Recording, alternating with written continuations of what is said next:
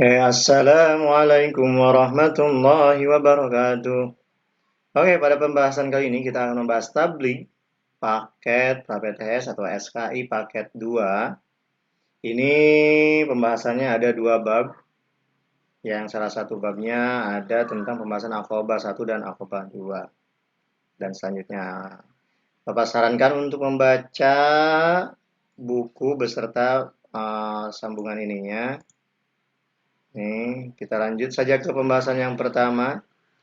Yang pertama, pada saat sebelum haji, tahun ke-13 kenabian, kita fokusnya ke-13 kenabian ya.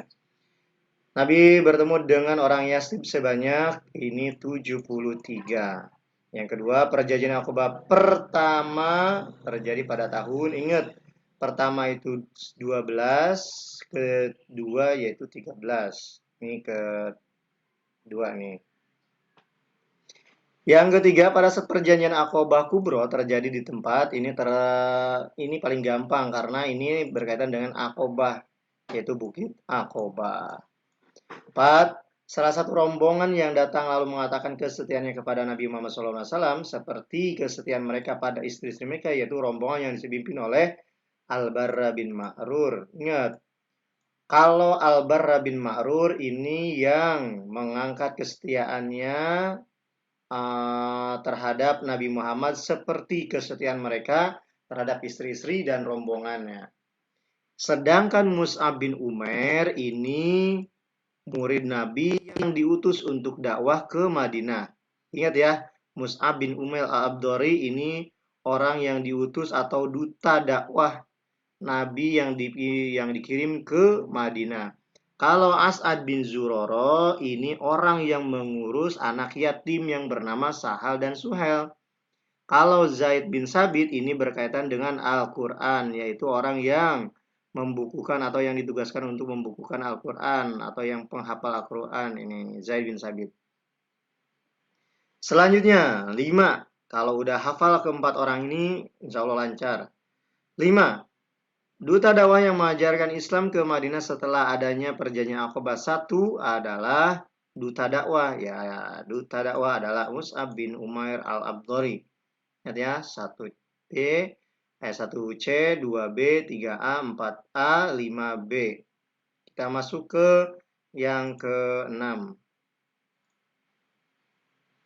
Seperti biasa ini silahkan dibaca dulu, tapi kita skip aja langsung. 6. Nabi Muhammad SAW tidak menerima wakaf untuk pembuatan Masjid Nabawi dari tidak menerima wakaf. Ini tanah kepemilikan dari Masjid Nabawi itu dulunya mempunyai atau kepunyaan Sahal dan Suhel. Sorry, maaf. Ini Sahal dan Suhel di sini. Ini satu. Ya, ini 6 ya.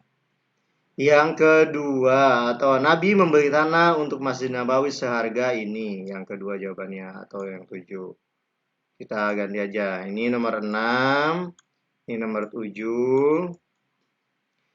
8 kelompok golongan yang ada di Madinah. Yaitu dari Bani, ingat Madinah.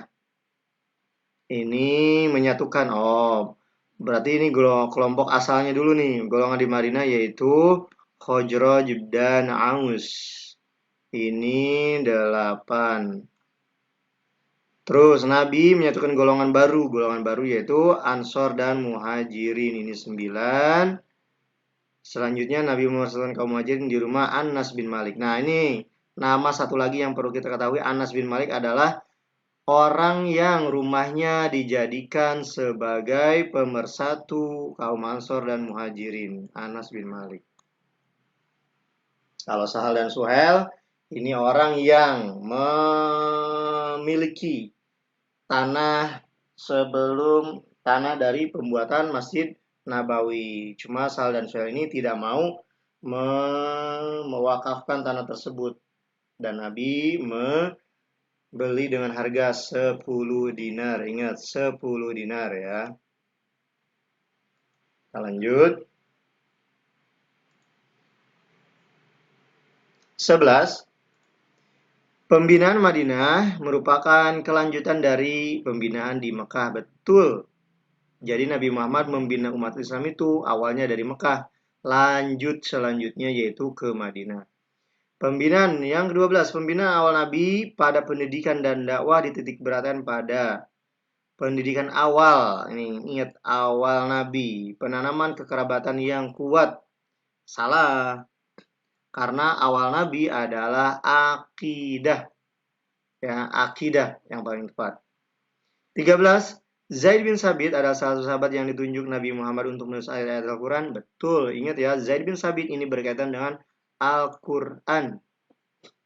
14. Nabi Muhammad SAW selain sebagai Rasul juga sebagai kepala negara di Madinah. Betul.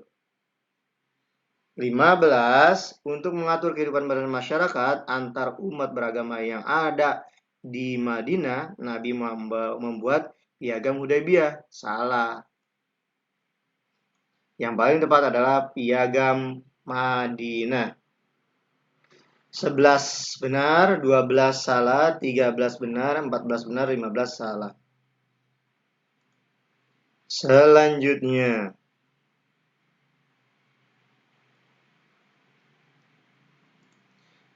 Piagam Madinah untuk mengatur semua orang yang ada di Madinah. Betul. Perang Badar terjadi karena iri hati dan dendam terhadap Islam. Betul, ini ada di catatannya. Kalau Badar, ingat ya, kalau Badar iri hati terhadap kemajuan Islam. Kalau Uhud terjadi karena kalah pada saat perang Badar. Kalau Honda itu hampir sama Honda.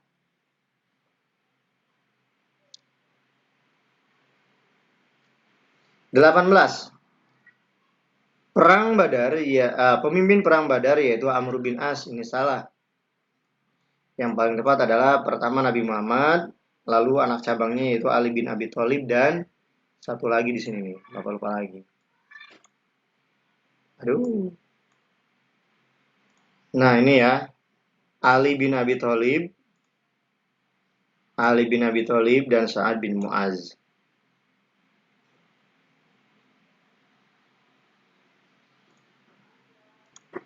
Oke, selanjutnya ini salah.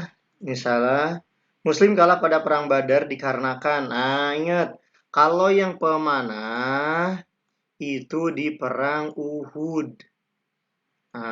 Ya, turun gunung karena kalah itu perang Uhud. Jadi umat Muslim kalah pertama kali dalam perang Uhud karena ini nih 50 pemanah turun gunung. Ini jawabannya salah. 20 perang Uhud terjadi karena kecewa atas kemajuan Islam. Salah. Uhud itu terjadi karena kalah pada saat perang Badar, balas dendam. Makanya nggak boleh balas dendam ya. Kita masuk ke 20. Yang 20 salah ya, ini yang 21.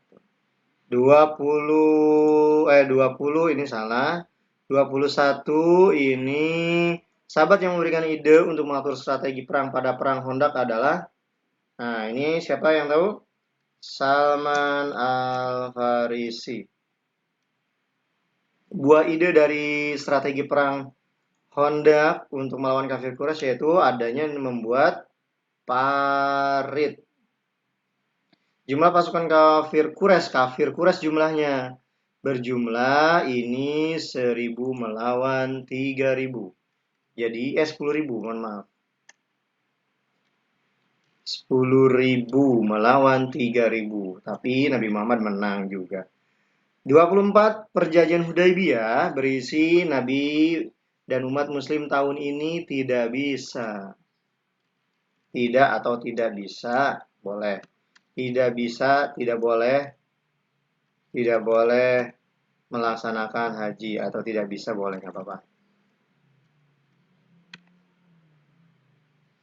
25. Nabi mengutus untuk mengkomunikasikan maksud tujuan haji ke Mekah, yaitu umat muslim, melaksanakan haji umat muslim kepada kafir Quraisy, Nabi ini mengutus nih ke salah satu sahabat dan sahabat tersebut mendapatkan isu bahwasanya terbunuh sehingga terjadilah adanya bai'atur ridwan yaitu untuk membela umat muslim sampai titik darah penghabisan. Nah, orang tersebut yang diisukan meninggal adalah siapa, ada yang tahu? Ya, Utsman bin Affan. Utsman bin Affan ya, 25. Oke, 21 Salman Al-Farisi, 22 Farid, 23 itu 10.000 melawan 3.000. Yang ke lebih dari 10.000 ya. Yang keempat, ini tidak bisa atau tidak boleh. Yang 25 yaitu Utsman bin Affan. Selanjutnya, masuk ke 26. Cari yang simpel aja. Ini kegedeannya. Tuliskan perlakuan apa saja yang didapatkan Nabi ketika mengajak Islam raja-raja di kawasan Jazirah Arab. Nah, perlakuannya ada yang menerima dan ada yang menolak. Nah, boleh cukup segini saja. Nah, mungkin nanti ada yang menolaknya secara halus, ada yang menolaknya secara kasar. Secara kasarnya ada yang nyobek-nyobek kertasnya, ada yang langsung membunuh utusan Nabi Muhammad. Nah, ya.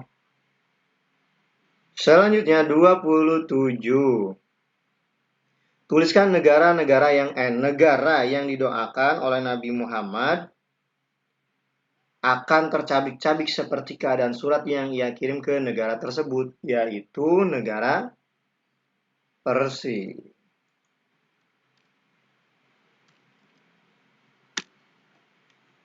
Negara Persia. Ingat ya, Persia yang mensobek-sobek, cabik-cabik.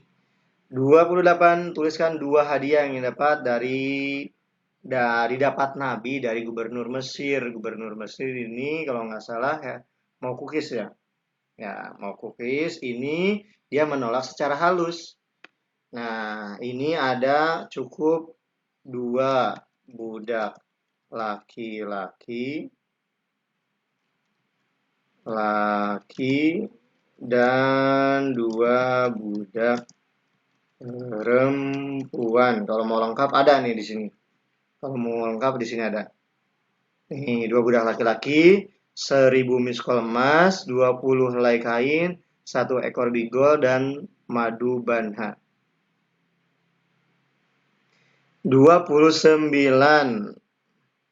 Tuliskan negara yang menerima ajakan Nabi masuk ajaran agama Islam. Nah, negara yang menerima adalah Najasyi atau Raja Negus. Atau bernama Raja Negus.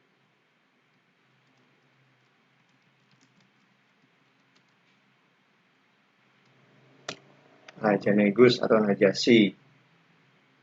30. Tuliskan raja yang membunuh utusan Nabi ketika hendak mengajak kepada ajaran Islam, yaitu siapa di sini? Ada yang masih ingat? Nah, ini Raja Ghassan membunuh pengantar surat ajakan. Berarti ini Raja Ghassan. Kita simpulkan ya sebentar ya. Nah, ini kesimpulannya. 1C, 2B, 3A, 4A, 5B, 6 Sahal dan Suhel, 7, 10 dinar, 8 Khojroj dan Aus, 9 Ansor dan Muhajirin, 10 Anas bin Malik, 11 benar, 12 salah, 13 benar, 14 benar, 15 salah, 16 benar, 17 benar, 18 salah, 19 salah. Ini kalau 18 ini Ali bin Abi Thalib harusnya, 19 itu harusnya perang Uhud, bukan perang Badar. Kalau 20 itu harusnya karena kalah perang Badar. 21 Salman Al-Farisi, yang kedua-dua Farid, 23 itu 10.000 pasukan, 24 tidak boleh melaksanakan haji, dan 25 Utsman bin Affan yang diutus untuk mengkomunikasikan maksud untuk berhaji dan yang mendapatkan isu terbunuhnya Utsman bin Affan yang mengakibatkan umat muslim membuat apa Bayatul Ridwan, ya, Bayatul Ridwan, membela umat muslim sampai titik darah penghabisan. 26 ada yang menerima, ada yang menolak. Menolaknya ada yang baik, ada yang halus, ada yang kasar, sampai ada yang membunuh juga. 27 yang tercabik-cabik atau yang mencabik-cabik pesan Nabi Muhammad adalah Raja Persi. 28 itu hadiahnya banyak, ada 2 budak laki-laki dan 2 budak perempuan, ada bigol, ada emas, ada madu juga. Boleh. 30 itu adalah Raja Gasan. Mudah-mudahan lancar untuk PTS-nya. Dari Bapak Ibu sekian, kurang lebihnya mohon maaf. Wassalamualaikum warahmatullahi wabarakatuh.